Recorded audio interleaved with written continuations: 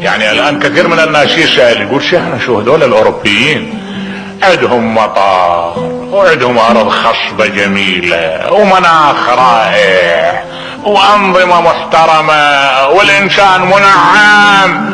اخر دولة كفرة مشركين دولة واحنا مسلمين اهل لا اله الا الله، شو الضيم كله علينا؟ ليش؟ شنو ذنبنا؟ احنا شو مسوين؟ تعرف شنو ذنبنا؟ ذنبنا احنا لا يرحم بعضنا بعض ولا ينصف بعضنا بعض.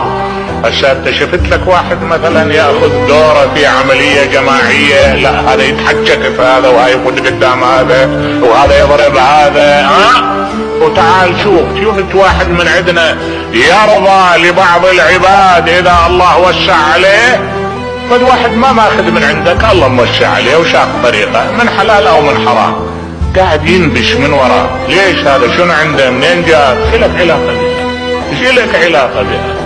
لك يا اخي التفت عليكم انفسكم، كربي روحك، انت شارح بالتايهات علينا، تنبه اللون. ما عندنا اخلاق، ما عندنا اخلاق الاسلام.